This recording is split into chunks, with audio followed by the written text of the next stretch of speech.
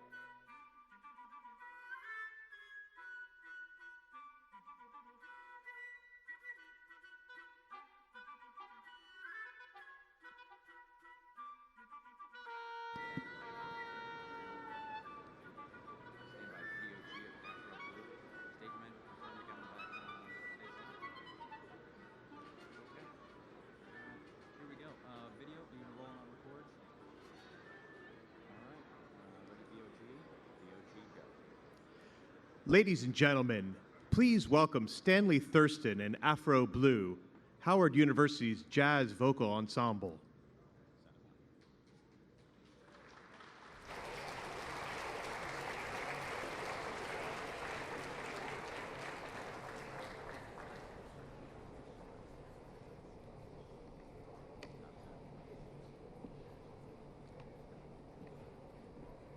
Good morning, all. Once again, we're Afro Blue, Howard University's premier jazz vocal ensemble, and we're so proud to be here for you today. We'd just like to say that as jazz music is one of the greatest contributions that African Americans have made to American culture and entertainment,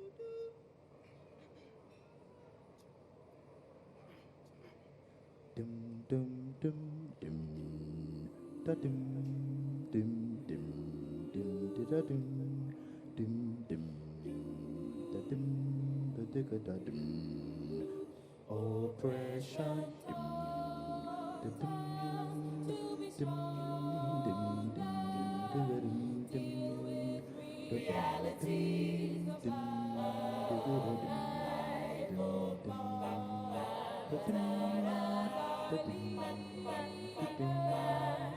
Segregation was our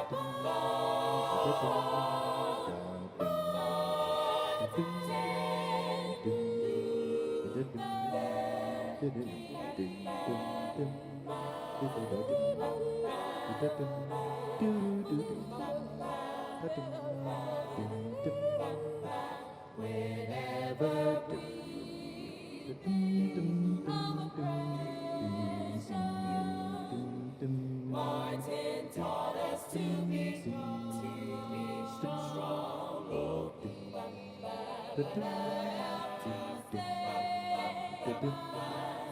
Changing thought and behavior.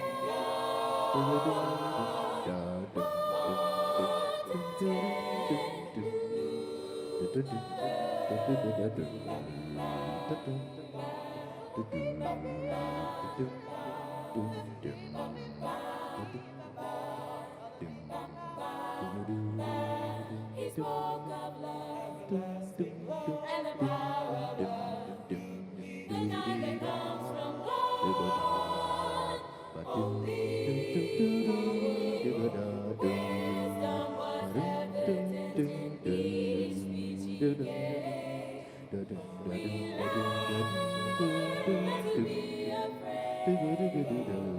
challenged everyone to find a strength to stand. To fight for what we know is wrong against. Is he legend just sing? Now, there's a final reason I think that Jesus says, love your enemies. It is this, that love has within it a redemptive power. And there's a power that has eventually transformed individuals. Just keep being friendly to that person, just keep loving them, and they can't stand it too long. Oh, they react in many ways in the beginning.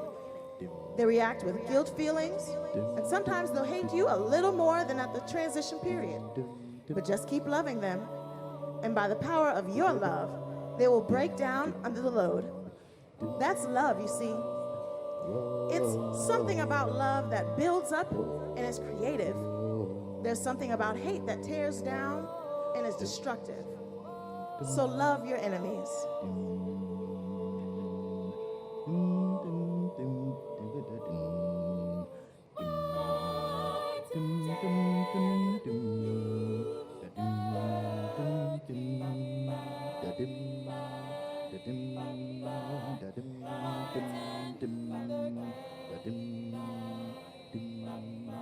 Martin Luther King.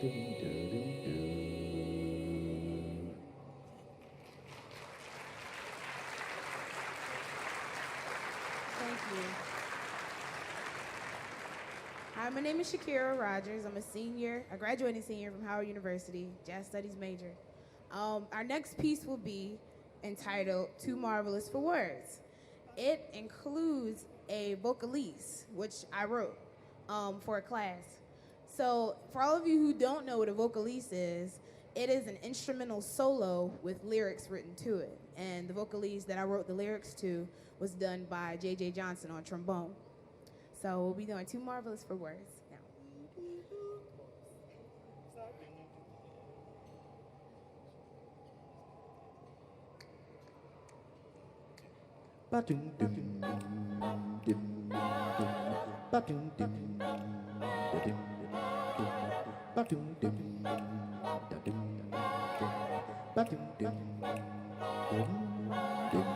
You're just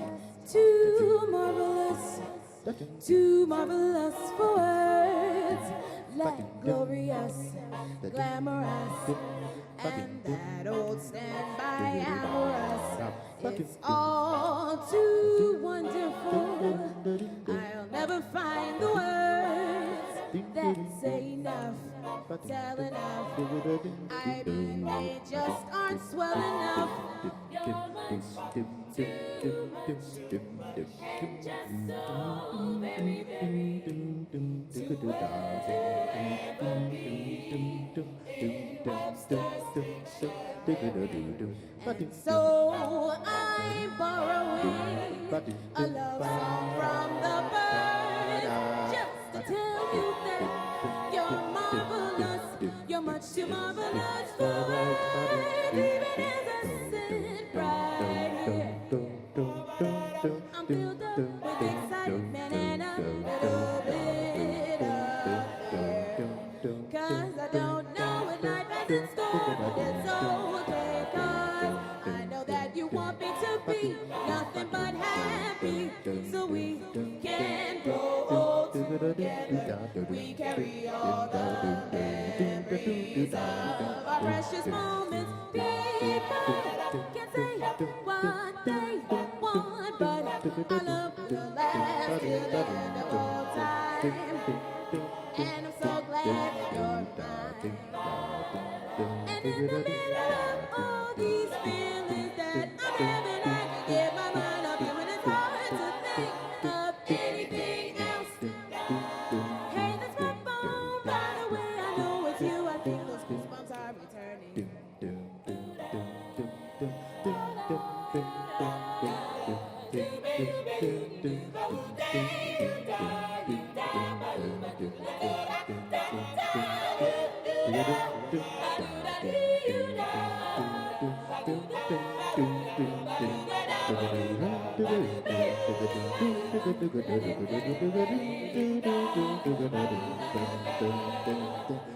You are much too much, and you're just so very, very to ever be Webster's dictionary. And so I'm borrowing a love song from the birds, just to tell you that you're marvelous, to tell you that you're wonderful. You are much too marvelous for words. You're much too marvelous for words.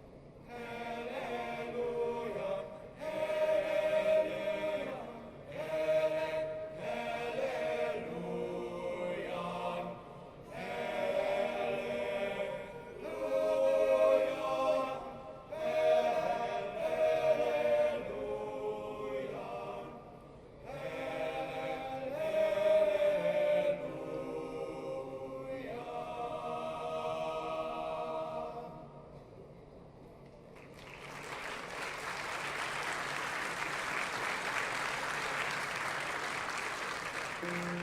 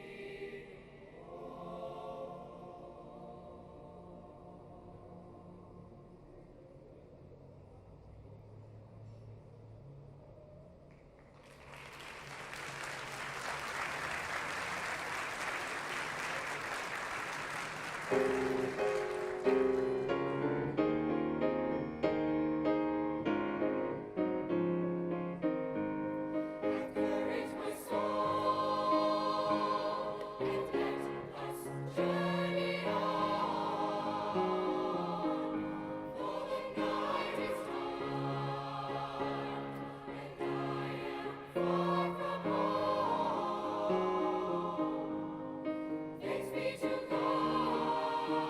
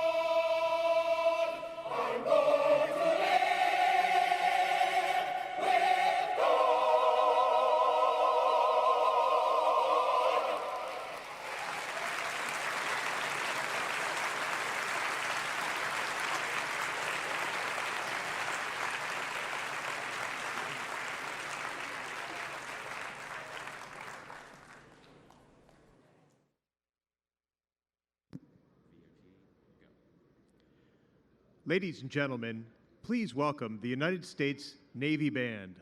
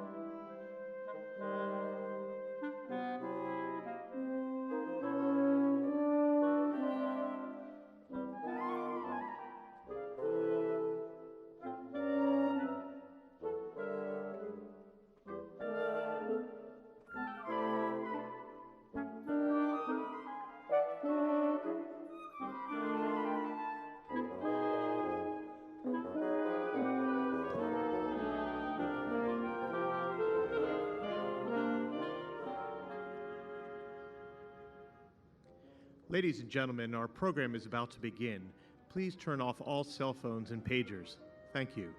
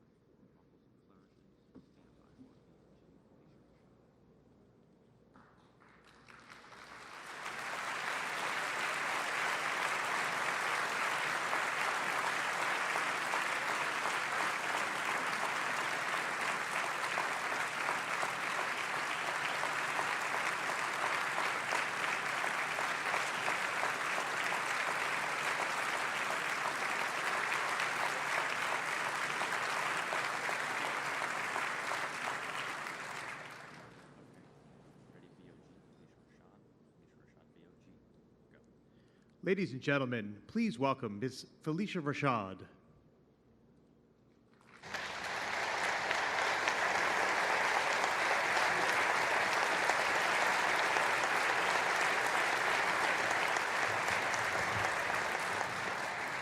Good morning. It is indeed an honor and a privilege to welcome all of you here today for this groundbreaking ceremony of the Smithsonian's National Museum of African American History and Culture. This is a milestone. This is a milestone moment not only for the Smithsonian, but for the United States. Today, we take the first step in creating an iconic building that will house something truly wonderful. A museum with the power to change hearts and minds, and ultimately, the nation. And your being here today speaks to your support of this one spectacular effort. Creating this museum has captured the attention of government, private citizens, and it has also drawn on the commitment of corporate America, community groups, and school groups. And today we salute this undertaking with extraordinary music and inspiring speakers, all in celebration of this moment and the American spirit.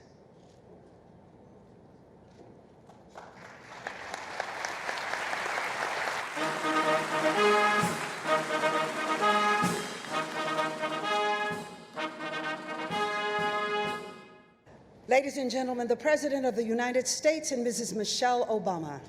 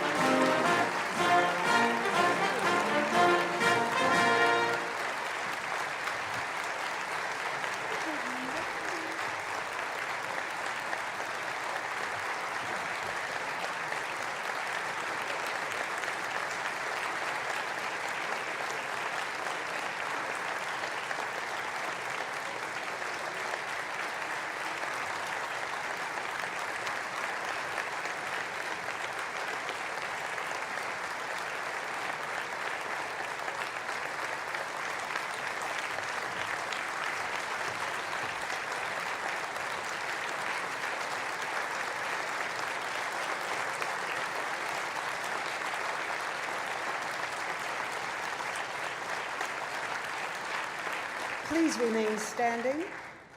Please remain standing for the presentation of the colors by the Smithsonian Institution Office of Protection Services Honor Guard and the National Anthem performed by Ms. Denise Graves.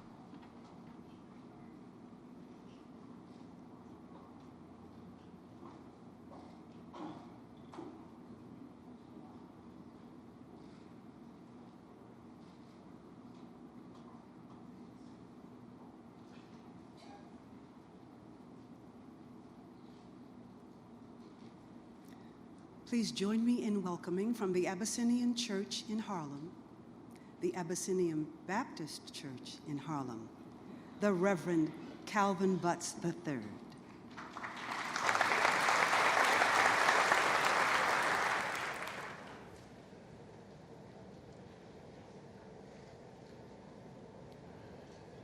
I'm delighted to have been given this opportunity to say a word of inspiration concerning the National Museum of African American History and Culture. African American. What is Africa to me? Copper sun or scarlet sea? Jungle star, jungle track, strong bronzed men, or regal black? Women from whose loins I sprang when the birds of Eden sang. 3 centuries removed from the land his father loved. Spicy grove and cinnamon tree. What is Africa to me? Yet, beloved, I too sing America. I'm the darker brother. When company would come, they would send me to the kitchen. But that's all right, I'd laugh, go to the kitchen. I'd eat and grow fat. Tomorrow I'd be at the table. Company would come, and they would see how beautiful I am, and no one would ever send me to the kitchen again. Yes, beloved, I too sing America, my country, 'tis of thee. Sweet land of liberty, of thee I sing.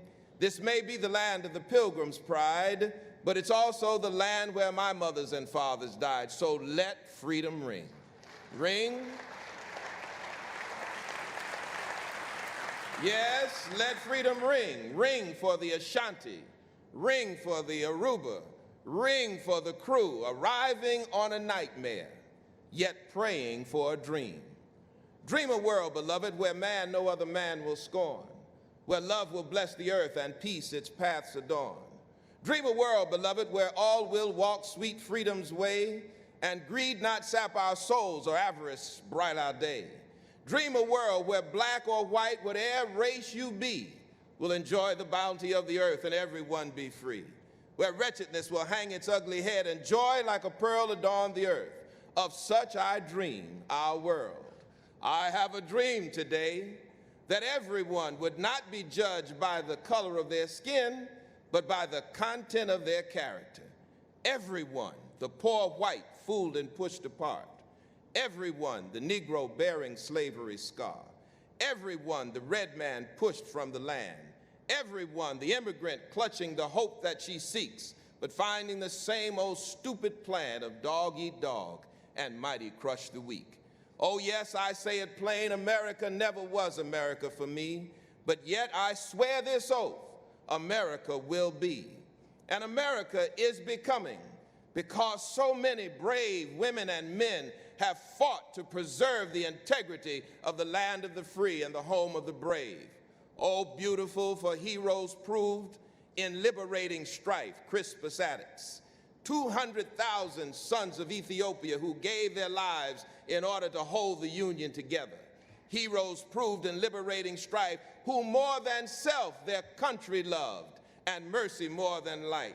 Dory Miller, the 369th Harlem Hellfighters, and of course the Tuskegee Airmen, who more than selves their country loved, and mercy more than life. America, America, may God thy gold refine, till all success, Barack Obama in the White House, till all success, Martin Luther King Jr. on the National Mall, to all success, the National Museum of African American History and Culture, till all success be nobleness and every gain divine. Shalom, salam alaikum, peace be unto you.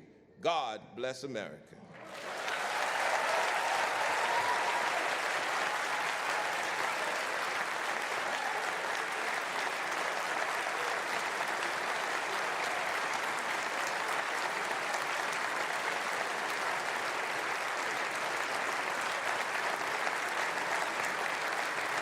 Ladies and gentlemen, please welcome Stanley Thurston and the Heritage Signature Chorale.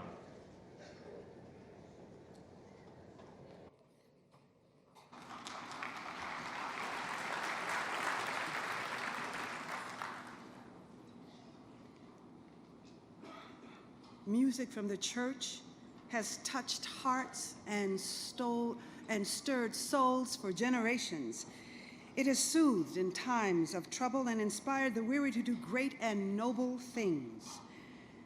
Today, the Heritage Signature Chorale will perform a landmark liturgical work, My Soul is Anchored in the Lord.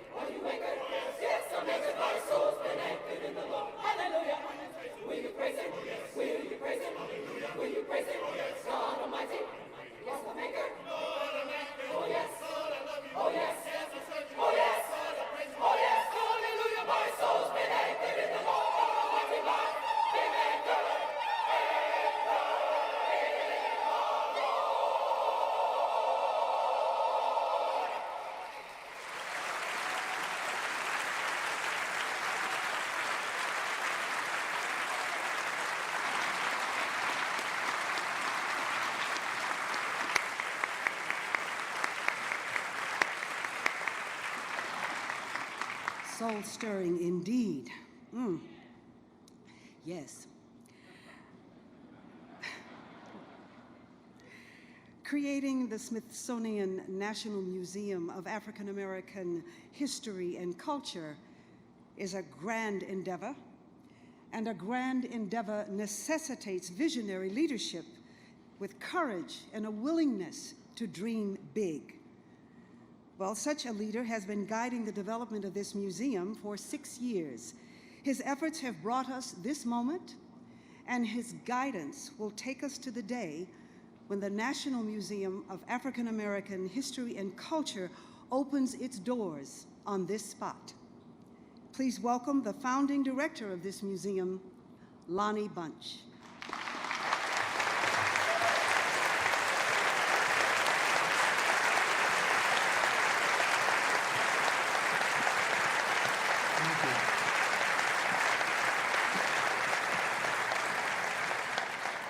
What a grand and glorious day, and they said it was going to snow. President and Mrs. Obama, members of Congress, the Smithsonian Regents, the Presidential Commission, the Museum's Council, distinguished guests, and dear friends. I am honored and humbled to welcome you to this groundbreaking ceremony for the newest museum of the Smithsonian Institution, the National Museum of African American History and Culture. I just love to say that.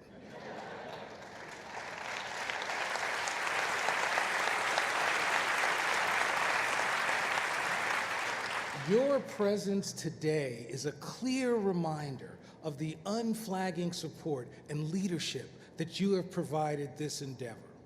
We are at this moment. We have come this far not by faith alone, but because of your belief in the importance of this museum. While there are too many donors and supporters to name, I want you to know just how much the Smithsonian appreciates the support of President and Mrs. Obama, of the US Congress, and of all the corporations, foundations, and individuals in communities across America who have given so much to make this moment possible. I especially want to acknowledge the Council of the Museum that is co-chaired by Linda Johnson Rice and Dick Parsons. We are so indebted to you because you believed when there wasn't much to believe in. So we are so grateful for your leadership.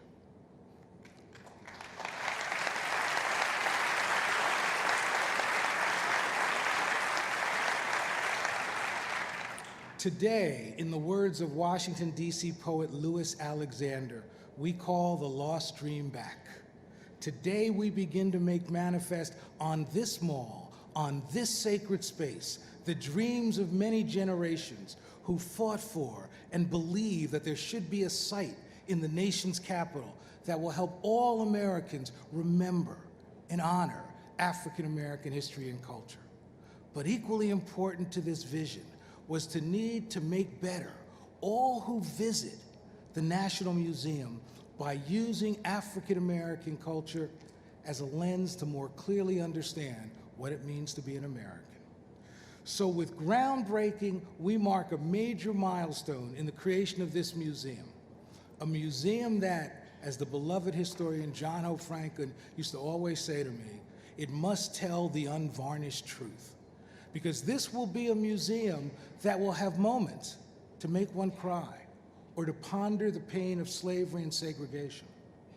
But it will also be a signature green museum designed by the gifted architectural team of Freeland Ajay Bond and the Smith Group, but a museum that soars on the resiliency of a people and will illuminate the joy and the belief in the promise of America that has shaped this community. This building will remind us that there are few things as powerful as a people, as a nation steeped in its history, and there is nothing nobler than honoring all of our ancestors by remembering the full, rich, and diverse history of America. And as with any endeavor of this sort, it has not been without challenges and difficult moments. But what buoys all who work on this project has been the support that comes from unexpected quarters, such as the man who shined shoes in a Texas airport, who said to me, while he's unsure exactly what would be in a museum, he hoped that this museum would be, in his words, it may be the only place where his grandchildren learn what life did to him and what he did to life.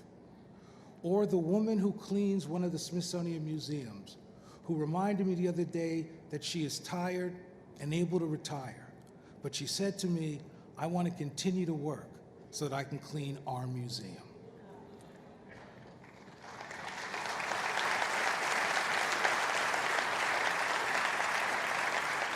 So I would be remiss if I didn't thank the entire Smithsonian family for helping this museum make a way out of no way. The leadership of Secretary Clough and Richard Curan and the Regents, and I want to especially nod to my dear friend Patty Stonecipher for all her support. And thank you, Patty. And I especially want to acknowledge the gifted staff of the National Museum of African American History and Culture.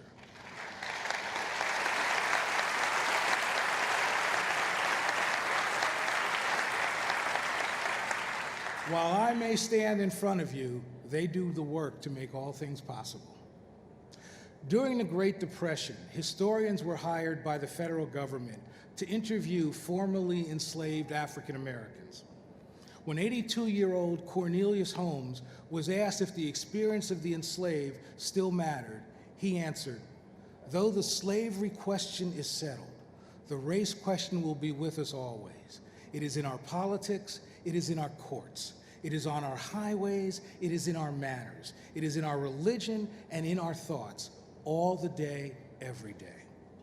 Well, what a gift you have all given by helping to birth this museum so that everyone who visits will realize that we are all touched, shaped, and enriched by African American history and culture all the day, every day.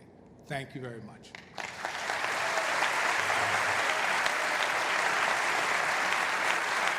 Ladies and gentlemen, please welcome the Mayor of the District of Columbia, Vincent Gray.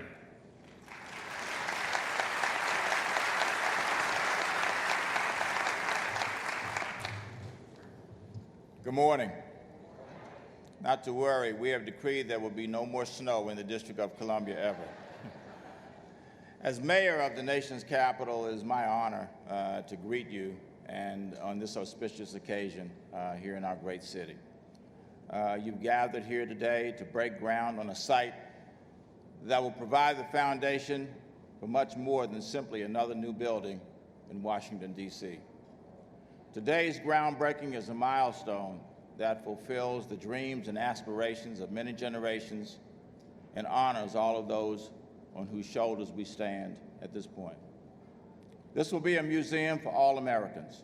It will celebrate every American story, not just Black history. The fact that the museum will be completed in 2015 is indeed significant, because that year we also will celebrate the anniversaries of two significant events in our nation's history. 2015 will mark both the 150th anniversary of the constitutional abolition of slavery and the 50th anniversary of the Voting Rights Act of 1965.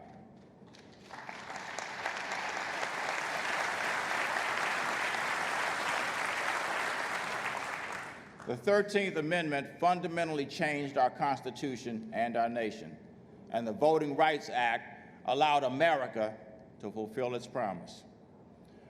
One of the great African-American leaders who helped guide our nation to live up to its own creed now has a monument dedicated to him not far from here. Just last month, we celebrated Dr. Martin Luther King Jr.'s birth. And a few months ago, we dedicated his memorial, another national monument that was a long time coming. His dream was that we could all come together to make our nation and our world a better place. His message was not for one racial group, but for all people of all backgrounds, ethnicities, and creeds.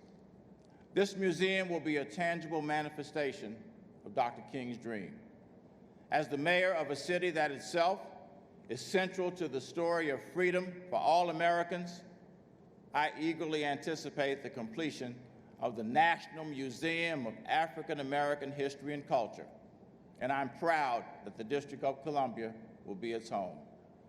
Thank you very much, and I look forward, as all of you do, to 2015, when we will reconvene here for the official opening of our new museum. Thank you very much.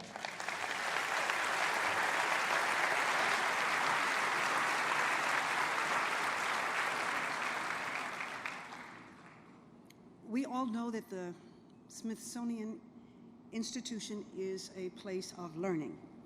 It's a place where history, art, and culture come alive in a vibrant way. And helping to make sure that this happens is Dr. Richard Curan. For many years, he was the force behind the annual Folk Life Festival, which draws more than 1 million people to the National Mall for two glorious weeks in the month of June.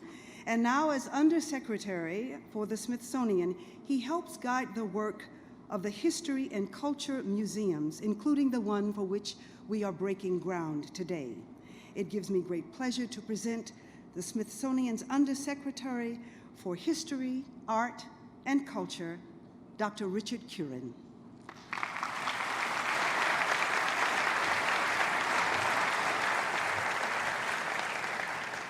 Good morning. All that undersecretary stuff, I am Lonnie Bunch's downfield blocker. Only once in a generation have citizens and leadership of this country gathered to sink a shovel into the ground of this National Mall to establish a museum, a library, an archive, or gallery. But let us for a moment reflect on the history that leads us here today. Exactly 150 years ago, in February 1862, with the Civil War raging, the Smithsonian hosted a series of abolitionist lectures. President Abraham Lincoln, leading officials, and large audiences attended. Newspaper coverage assured that the nation knew about these lectures. Their aim was to convince the president to end slavery. Week after week at the Smithsonian, Horace Greeley, Wendell Phillips, Ralph Waldo Emerson, others spoke. Frederick Douglass, the great American orator, was scheduled to give the culminating lecture. But such were the times in America, such were the divisions, that Joseph Henry, the Secretary of the Smithsonian, and science advisor to the president, said, "I will not allow a black man to speak in the rooms of the Smithsonian." Frederick Douglass was denied his place in the National Museum.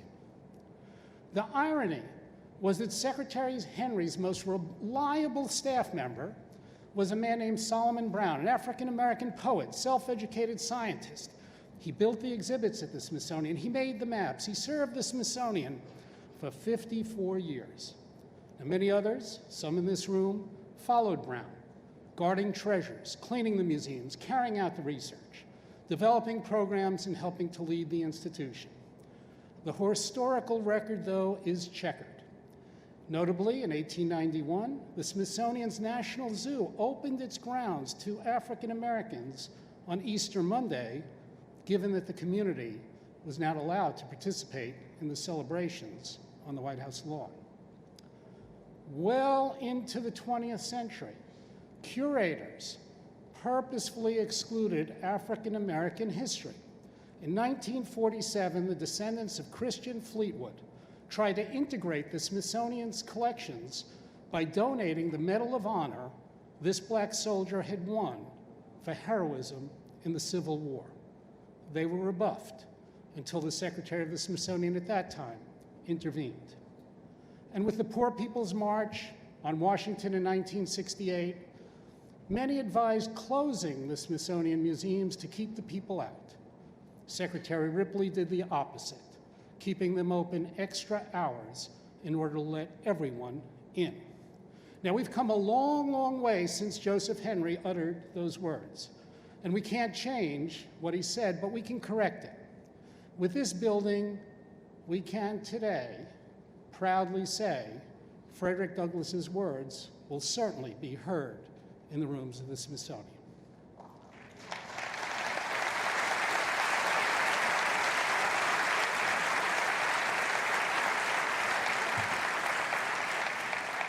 So too will those voices of millions of others. Simply, this museum makes for a more inclusive Smithsonian, a more inclusive America, and that is good for this country, and it's good for the world.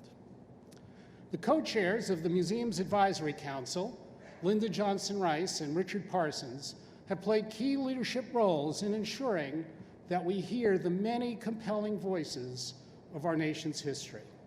Linda is the chair of Johnson Publishing Company, publisher of Jet and Ebony magazines. Dick is the chair of Citigroup. Please give a warm welcome to Linda Johnson Rice and Dick Parsons.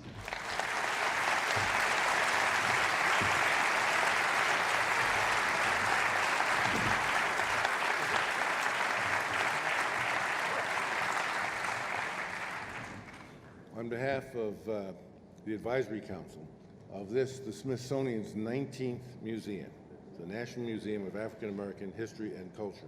Linda and I would like to extend our sincere appreciation for your sharing this incredible moment with us. We would especially like to thank all of our founding donors, and it's an honor to celebrate this important museum with President and Mrs. Obama, a distinct, unique, great honor, fabulous honor.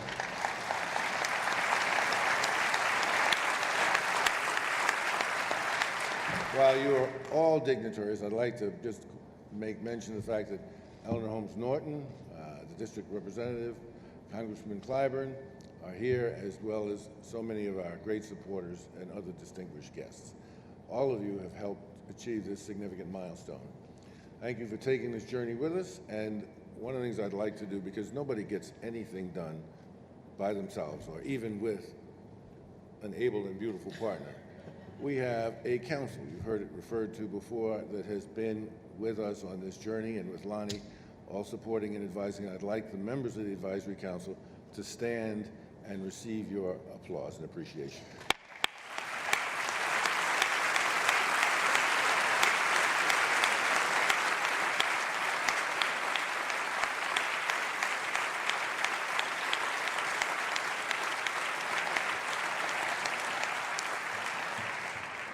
And if I can be allowed just one moment of personal reflection before I turn it over to Linda,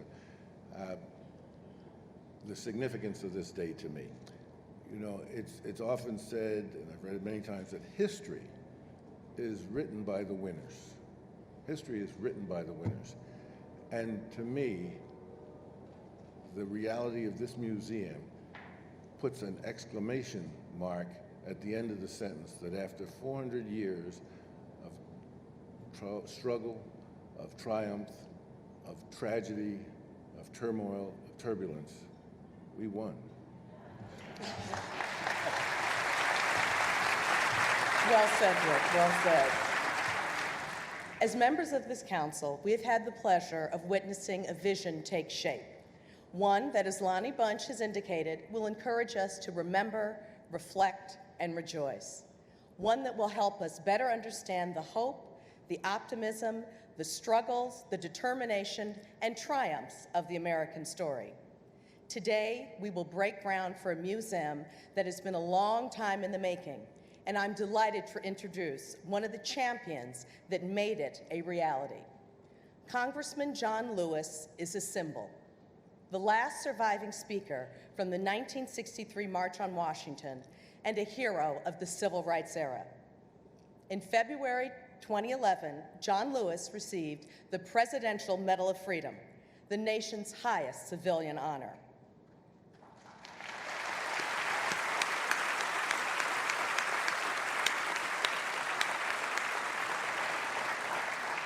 He sponsored the legislation in the House of Representatives to establish this museum. Ladies and gentlemen, please welcome the Honorable John Lewis.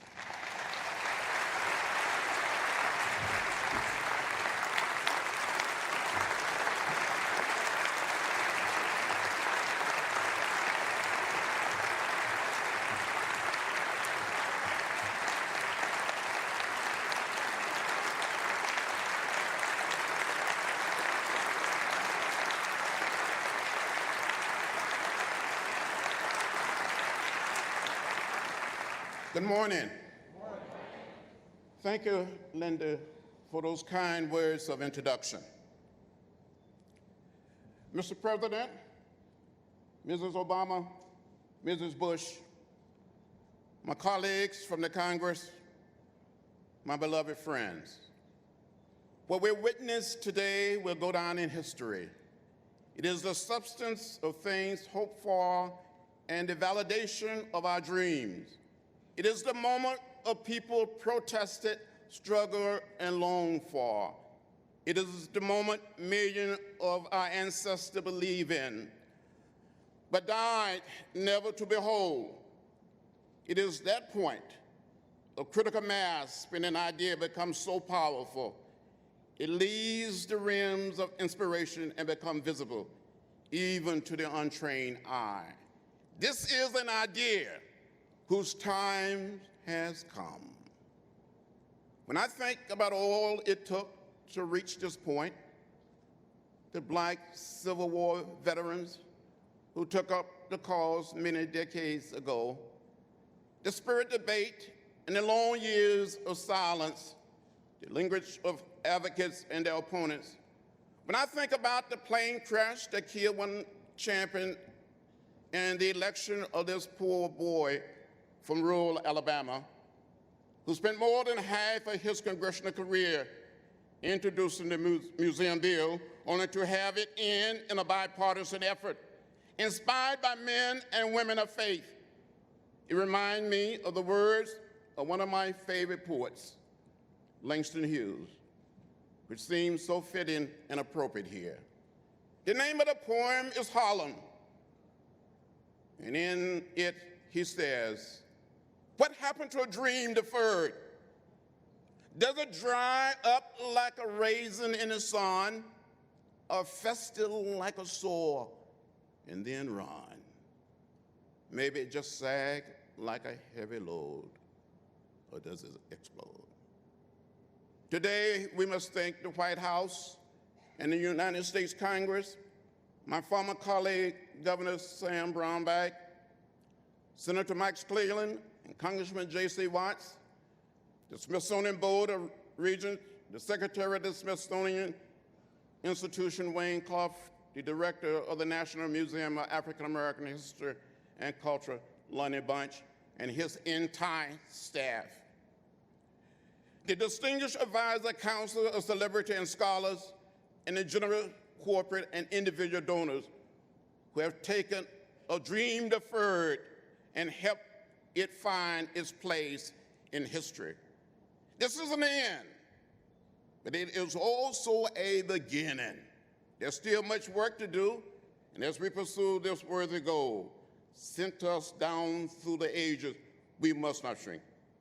We must call upon the courage of those who were in the struggle long before any of us were born.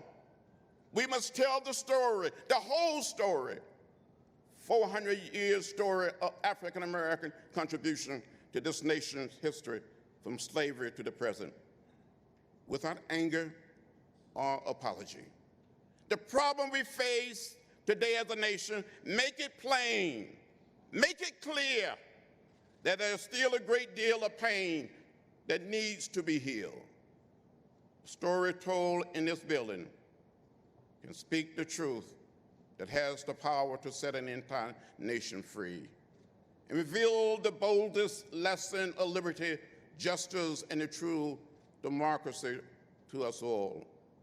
I look forward, Lonnie Bunch, I look forward to the day when I can amble through the exhibits, search through the archives, participate in the program, rest my tired feet in the cafe, and get lost in history inside the granite wall of an idea whose time has finally come. We didn't give up. We didn't give in. We didn't give out. We didn't get lost in a sea of despair. We kept the faith. We kept our eyes on the prize. Thank you.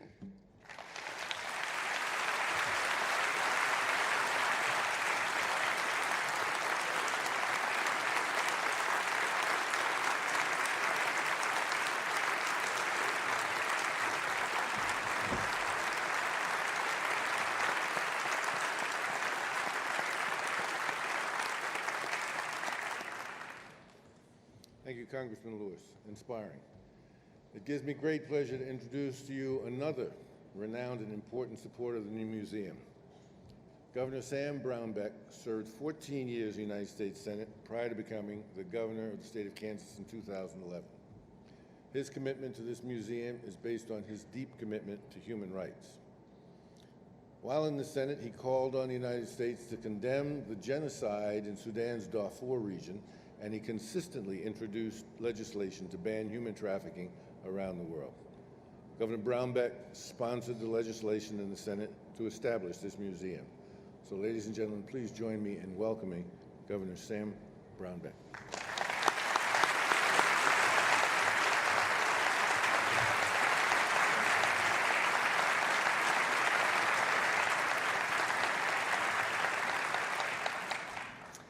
great honor to be here with you, Mr. President, Mr. Obama, my former colleague, John Lewis, other colleagues that are here. This is a momentous occasion, and I'm delighted to be a part of it. In Kansas, we have a deep sense, really, of our state's history and destiny. We're one of the few states in the Union that was formed for a cause, and our cause was to end the barbaric practice of slavery. John Brown was one of our most famous residents. The president was also a resident of Kansas at one time. John Brown's legacy is a mix of righteousness, violence, and zealotry. But his cause was the undoing of the enormous crime of slavery. Before he was executed for treason, he spoke these haunting and prescient words. I, John Brown, am now quite certain that the crimes of this guilty land will never be purged away but by blood. A great deal of blood was shed in the years that followed, even after the Civil War. The nation had a long way to go before we could realize the goals laid forth in our founding documents. Blatant bigotry, casual disrespect, and an ever-present disregard for the dignity of African Americans was the rule and not the exception in our land. This even after legal segregation was ended, even after Dr. King marched on Washington, even after Rosa Parks refused to give up her seat, even after those 3 shots rang out in Memphis and another American poet and prophet was called home to be with the Lord. The African American people have experienced the worst of our shortcomings as a nation. The shortcomings of justice, of compassion, of humanity.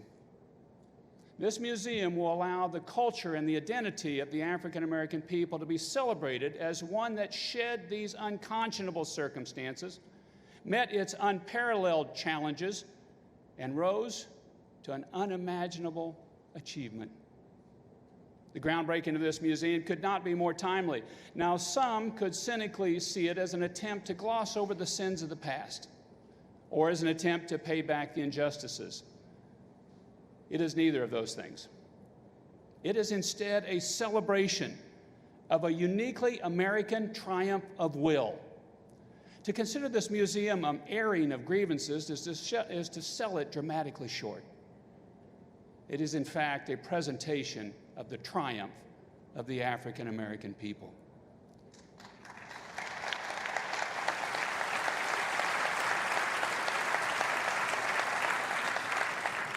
This museum cannot be for Caucasian grandchildren just to see how awful the crimes of their ancestors were, or for the African American grandchildren to see how terrible their ancestors were treated. This museum is for the American grandchildren to see the triumph of great Americans.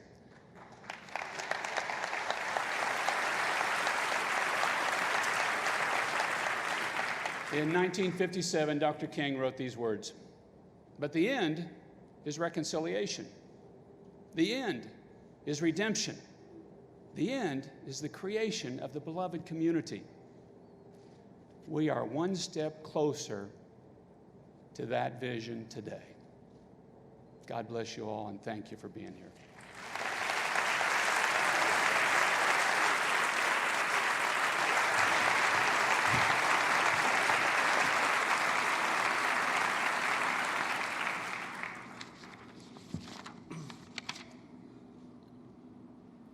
Learning American history through listening to music could be considered by some a shortcut.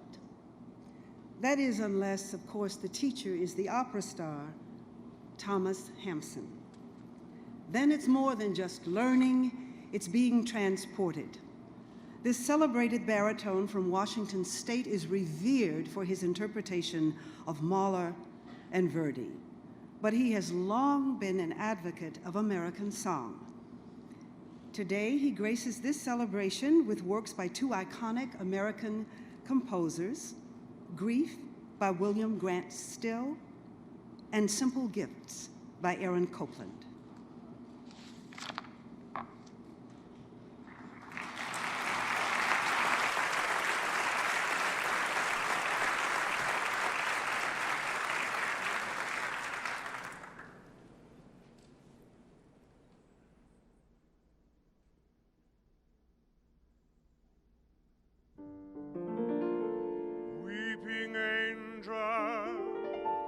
pinions trailing, and head bowed low in your hands. Morning angel, with heartstrings wailing, for one who in death's hall stands. Morning angel, silence your wailing, and raise your head from your hands.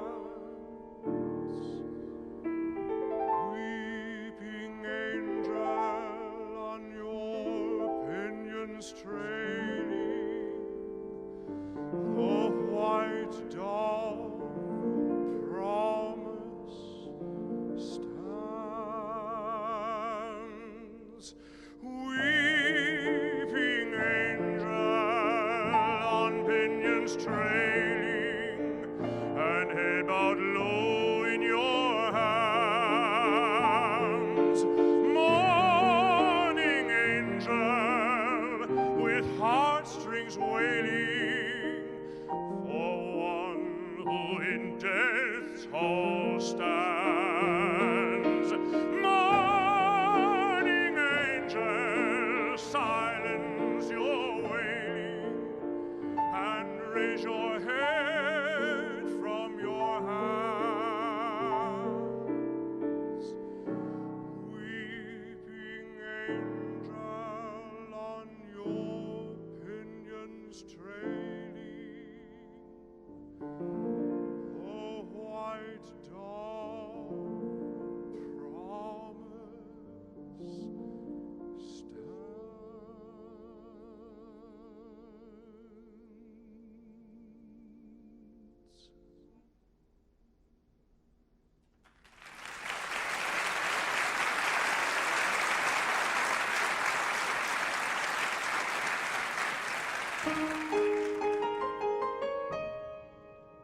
Tis the gift to be simple, tis the gift to be free, tis the gift to come down where you ought to be.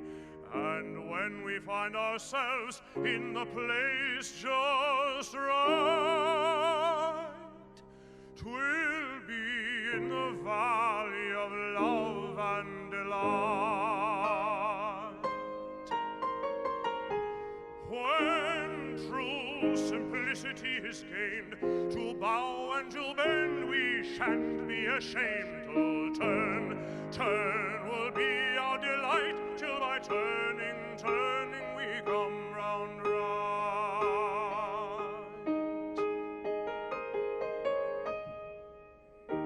'Tis the gift to be simple, 'tis the gift to be free, 'tis the gift to come down where you ought to be. And when we find ourselves in the place just right, 'twill be in the valley of love and delight.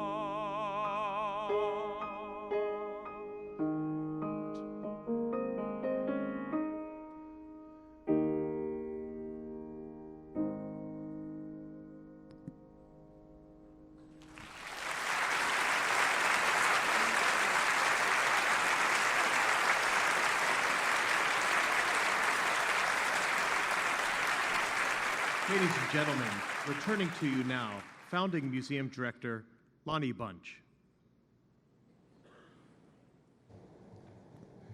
You know, as I mentioned earlier, this museum is indebted to a wonderful array of donors and supporters. But today, I want to acknowledge our youngest donors.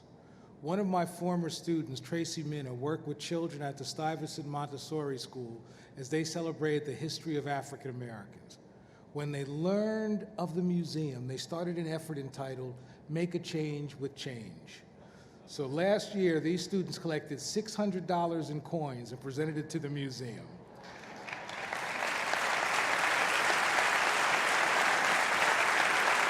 Today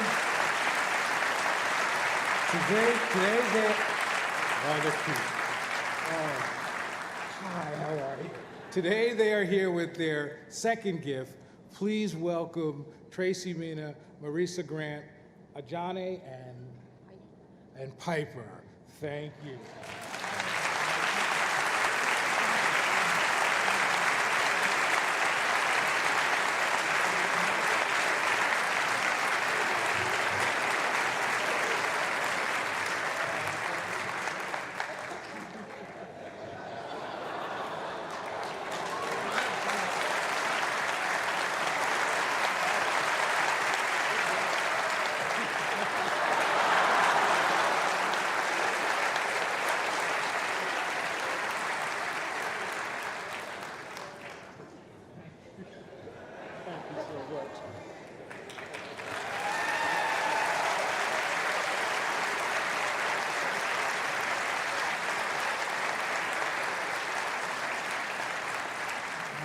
As we said in my North Jersey neighborhood, cash makes no enemies, let's be friends.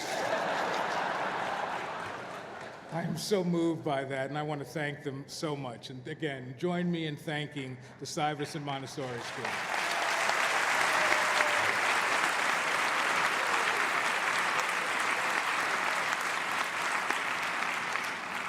Yes, living proof. Generosity comes in all sizes. No list of American composers is complete without the name Edward Kennedy Ellington, Duke Ellington, that is. Ellington called his music American music, not jazz, rather than jazz. He gave America memorable music for more than 50 years as a composer, as a band leader, and as a pianist.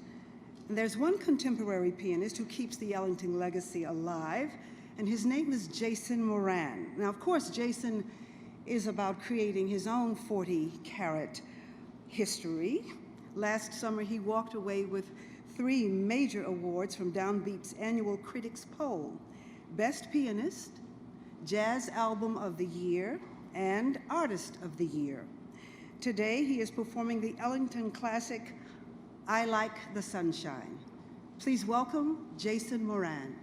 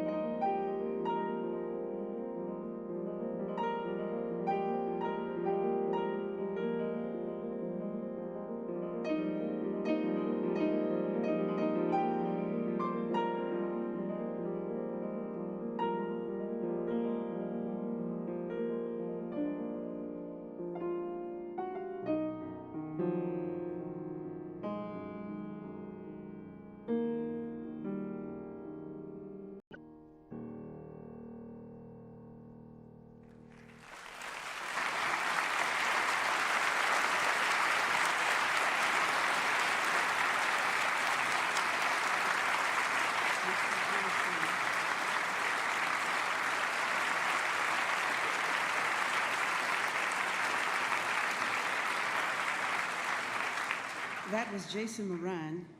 The Smithsonian magazine recently dubbed him Keeper of the Keys. And after that rendition of Ellington's I Like the Sunrise, I think we all know why. Yes. Thank you.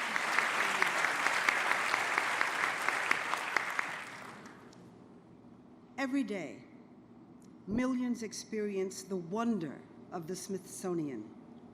Children engage with timeless artwork in all of its museums. Teachers spark the fascination of teenagers with science lessons shaped by the Smithsonian scholars. Researchers navigate the vastness of the ocean and explore the biodiversity of Panama. Guiding the work of the largest museum and research complex in the world is Dr. Wayne Clough.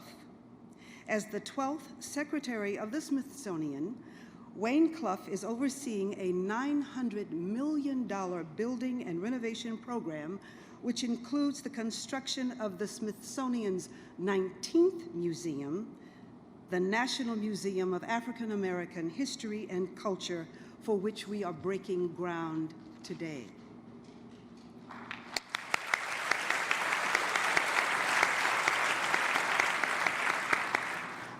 With a doctorate in civil engineering from the University of California at Berkeley, Clough was president of the Georgia Institute of Technology in Atlanta for 14 years. As head of the Smithsonian since 2008, he has put the Smithsonian's attention in what he calls 4 grand challenges: unlocking the mysteries of the universe, understanding and sustaining a biodiverse planet, valuing world cultures, and understanding the American experience. It is with honor that I present to you Dr. Wayne Clough.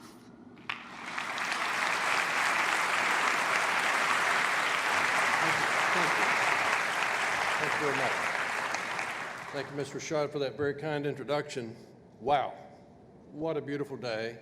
It's an honor to be here as the 12th Secretary of the Smithsonian with President Obama, Mrs. Obama, Ms. Bush, all these distinguished guests, and wonderful friends who are here. It is a remarkable day. At the Smithsonian, of course, we strive to provide a lens through which America can see the world, and indeed the world can see America. And today that picture comes sharply into focus. The National Museum of African American History and Culture adds essential chapters to the essential American story. Voices silenced in the past will be heard here, now, and in the future. We realize this dream, a lifelong dream, thanks to the generosity of the administration, the Congress, and the American people. Working together, we bring America's treasures to parents, teachers, learners of all ages, across the country, around the world, and best of all, it's all free.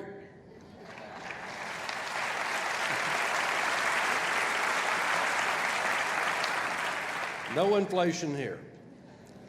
When Museum Director Lonnie Bunch started, he had a staff of exactly 2 and 0 objects.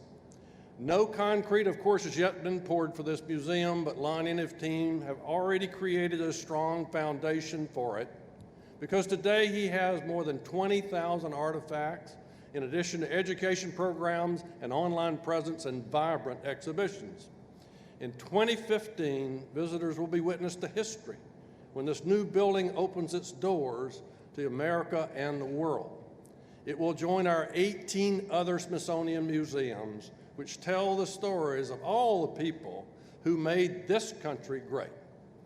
Our existing museums and this secretary will support Lonnie and this museum, allowing us to fully speak to African Americans' contributions in art, history, culture, and science. So many thanks to Lonnie and his colleagues, the Museum's Advisory Council, all of our regents, and especially Patty Stonecipher for her work throughout this, and for helping bring all this project to fruition. Of course, we are honored to welcome President and Mrs. Obama. Thank you for being with us.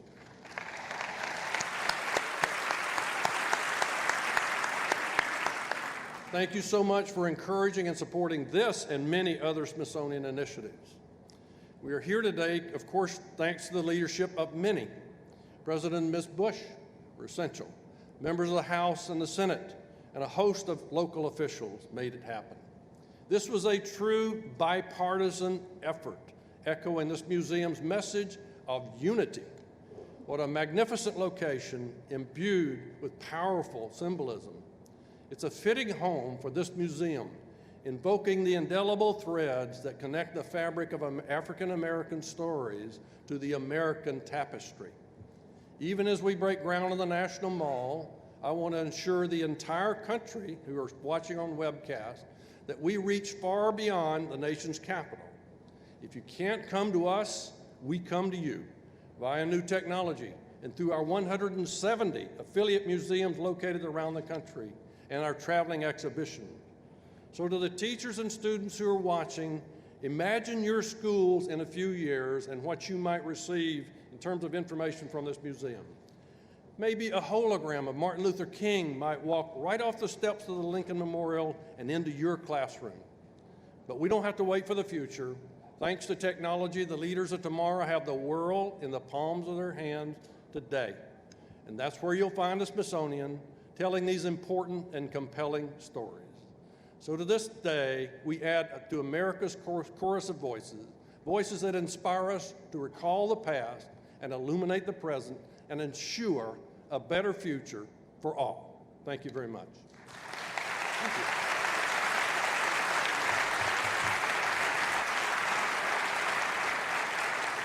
So please welcome a valued friend of the Smithsonian and one of the museum's dedicated council members, Miss Laura Bush.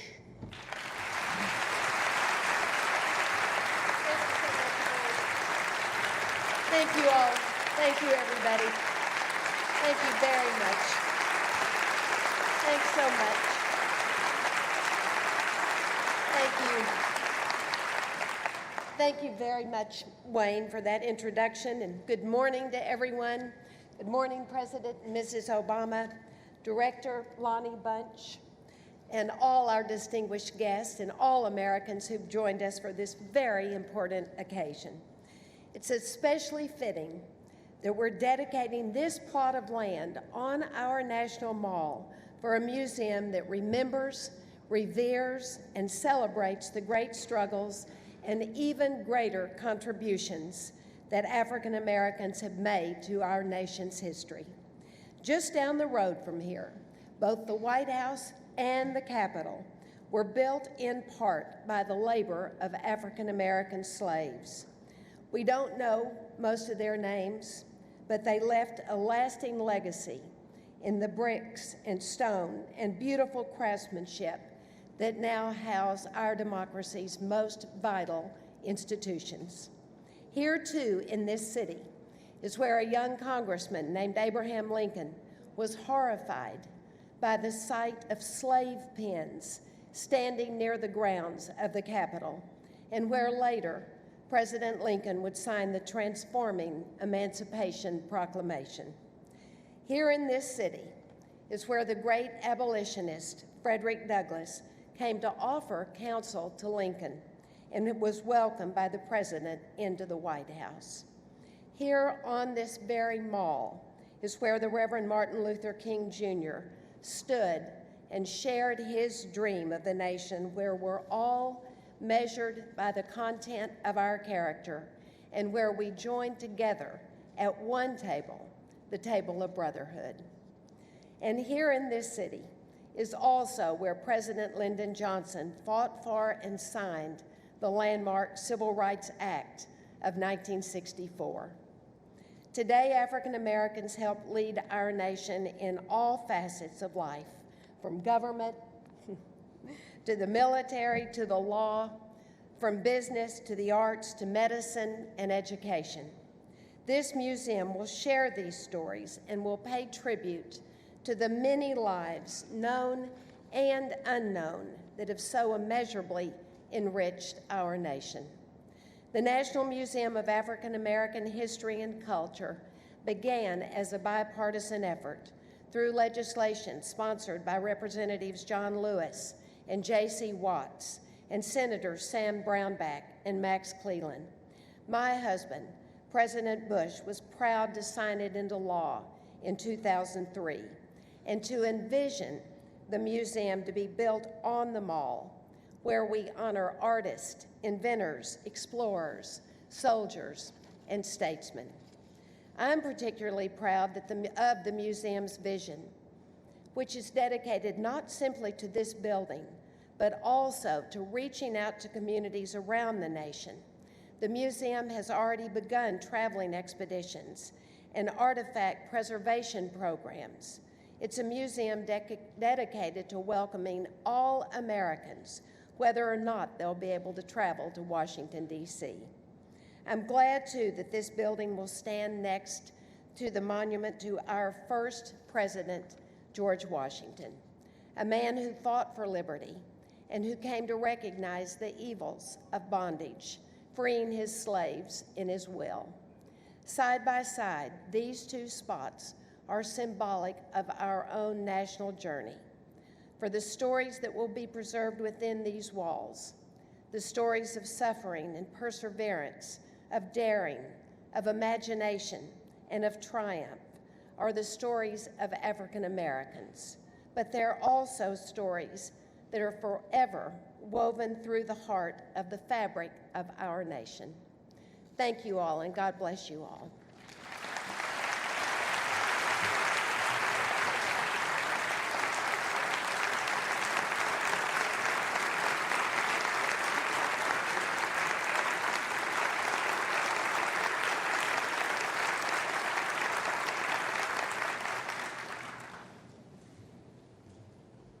Now it's my honor to introduce a friend, a scholar, an accomplished astrophysicist, 2 times university president and now president of Purdue University, and most importantly, new chair of the Smithsonian Board of Regents and my boss, Franz Cordova.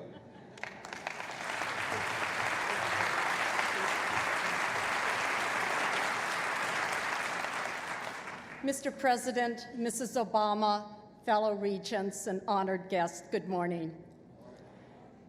On behalf of the Board of Regents, I'd like to welcome all of you here to this incredible ceremony. I'd like to also congratulate the Council of the National Museum of American History and Culture, the museum's dedicated staff, and its founding director, Lonnie Bunch, on achieving this historic milestone.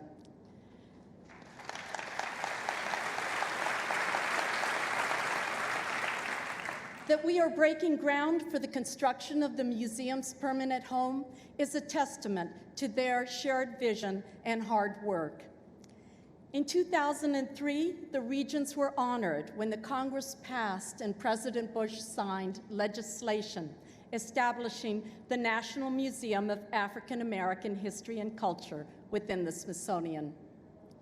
Since that time, the Regents have made opening the museum our #1 priority. The legislation also tasked the Regents with one duty particularly relevant to our gathering today. We were asked to select the site for the new museum. Over the course of 2 years, we listened to a passionate discourse on the museum through public town halls and on the internet. We consulted closely with the museum's council and other Smithsonian stakeholders. We considered a number of attractive alternatives, but in the end, our decision was easy. We recognized that the story of African American culture and history is central to the story of America. It is a story that we believe can be best told from America's front yard, the National Mall, here at the foot of the Washington Monument, next to the Museum of American History, in view of the Capitol, and within blocks of the White House. Sometimes location is indeed everything. And this site underscores the Smithsonian's and the nation's commitment to telling the whole American story. As a scientist and educator, I was taken with some recent photographs of President Obama hosting students at a science fair in the White House. By opening the White House doors to outstanding young student scientists, the President sent an important and inspiring message to young Americans that science and learning are critical to the future of this nation and a top priority for us all.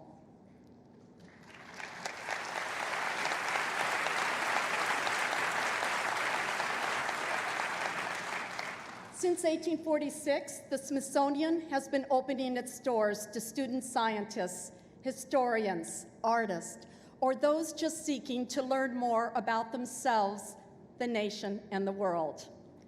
We're grateful to the President and Mrs. Obama for their inspiring support of education, the Smithsonian, and this wonderful and important new museum. It is now my great honor and privilege to welcome the President of the United States.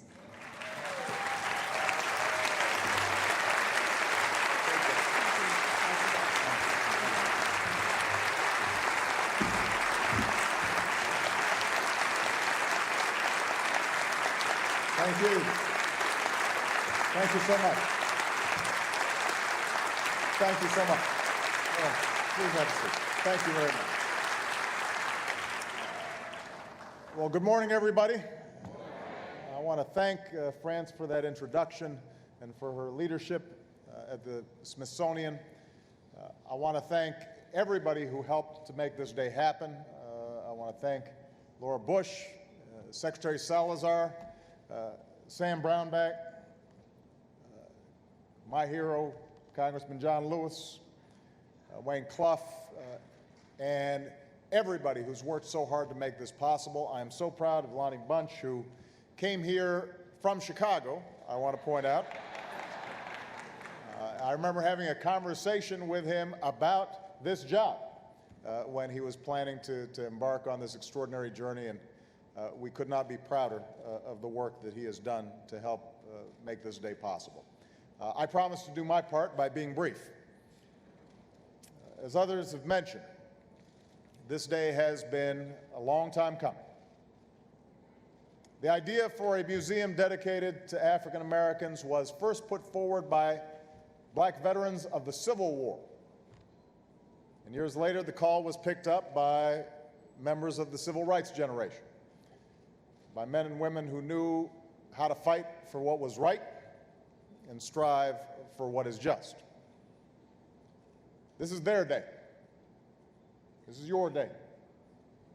It's an honor to be here to see the fruit of your labor. It's also fitting that this museum has found a home on the National Mall. As has been mentioned, it was on this ground long ago that lives were once traded, where hundreds of thousands once marched for jobs and for freedom. It was here that the pillars of our democracy were built, often by black hands. And it is on this spot, alongside the monuments to those who gave birth to this nation and those who worked so hard to perfect it, that generations will remember the sometimes difficult, often inspirational, but always central role that African Americans have played in the life of our country. This museum will celebrate that history. Because just as the memories of our earliest days have been confined to dusty letters and faded pictures, the time will come when few people remember drinking from a colored water fountain, or boarding a segregated bus, or hearing in person Dr. King's voice boom down from the Lincoln Memorial. And that's why what we build here won't just be an achievement for our time, it will be a monument for all time. It will do more than simply keep those memories alive. Just like the Air and Space Museum challenges us to set our sights higher, or the Natural History Museum encourages us to look closer, or the Holocaust Museum calls us to fight persecution wherever we find it, this museum should inspire us as well. It should stand as proof that the most important things in life rarely come quickly or easily. It should remind us that although we have yet to reach the mountaintop, we cannot stop climbing. And that's why, in moments like this, I think about Malia and Sasha. I think about my daughters, and I think about your children. The millions of visitors who will stand where we stand long after we're gone. And I think about what I want them to experience. I think about what I want them to take away. When our children look at Harriet Tubman's shawl, or Nat Turner's Bible, or the plane flown by Tuskegee Airmen, I don't want them to be seen as figures somehow larger than life. I want them to see how ordinary Americans could do extraordinary things. How men and women just like them had the courage and determination to right a wrong, to make it right. I want my daughters to see the shackles that bound slaves on their voyage across the ocean and the shards of glass that flew from the 16th Street Baptist Church, and understand that injustice and evil exist in the world. But I also want them to hear Louis Armstrong's horn and learn about the Negro League and read the poems of Phyllis Whitley. And I want them to appreciate this museum not just as a record of tragedy, but as a celebration of life. And when future generations hear these songs of pain and progress and struggle and sacrifice, I hope they will not think of them as somehow separate from the larger American story. I want them to see it as central and important part of our shared story, a call to see ourselves in one another, a call to remember that each of us is made in God's image. And that's the history we will preserve within these walls. The history of a people who, in the words of Dr. King, injected new meaning and dignity into the veins of civilization. May we remember their stories.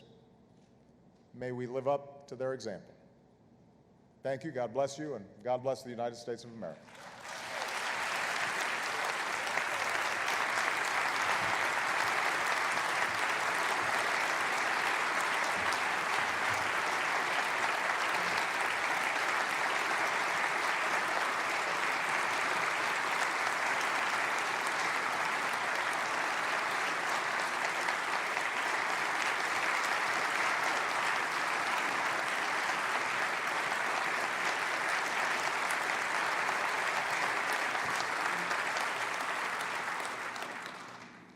At this time, I'd like to invite the groundbreakers to gather at the foot of the steps at the stage here. You should.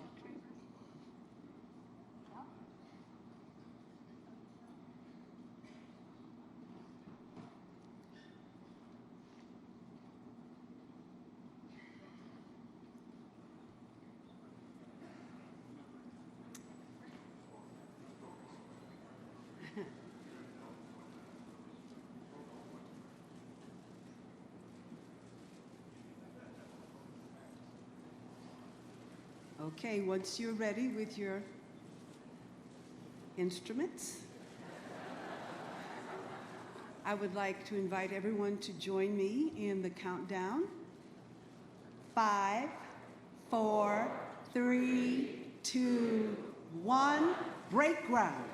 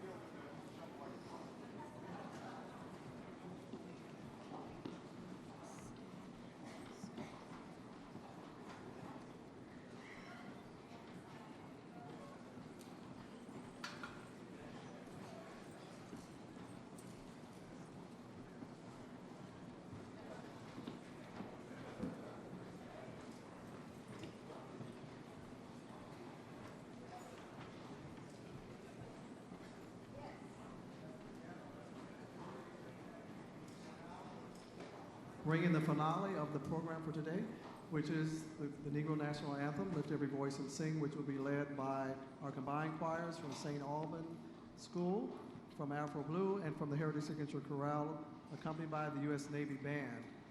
And we also have our guest soloist, Denise Graves, and Mr. Thomas Hampson to come in to join us. So might we all stand for the Negro National Anthem?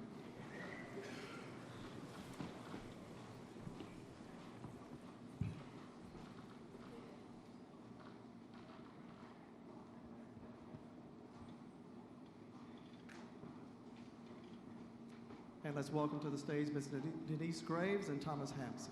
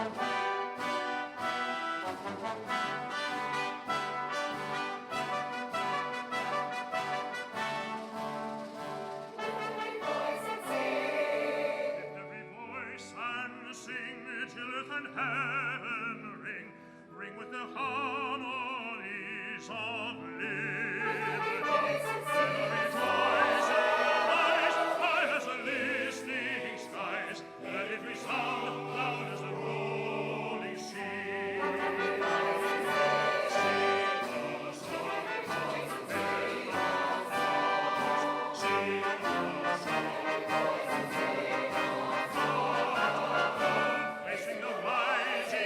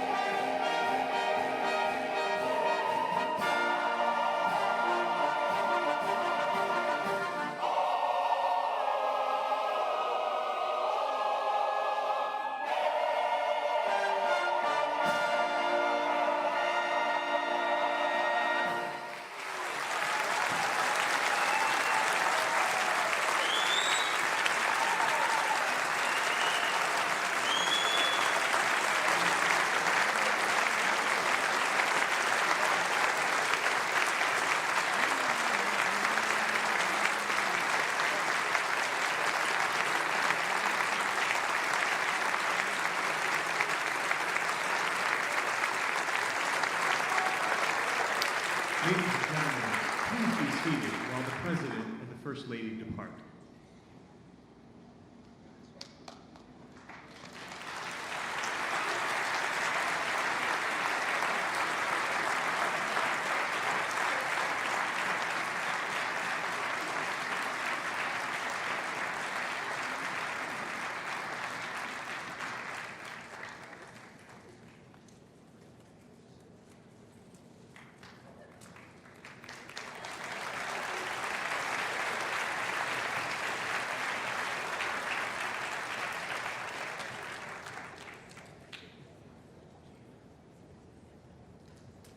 Before I say goodbye, would you please join me in honoring the wonderful work done today by Felicia Rashad.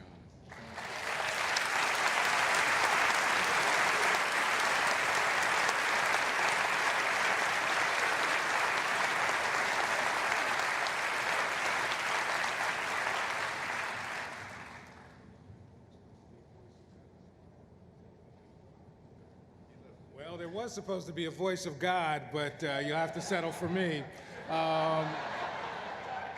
Please enjoy yourself. We're having a reception, and again, let me thank you very much.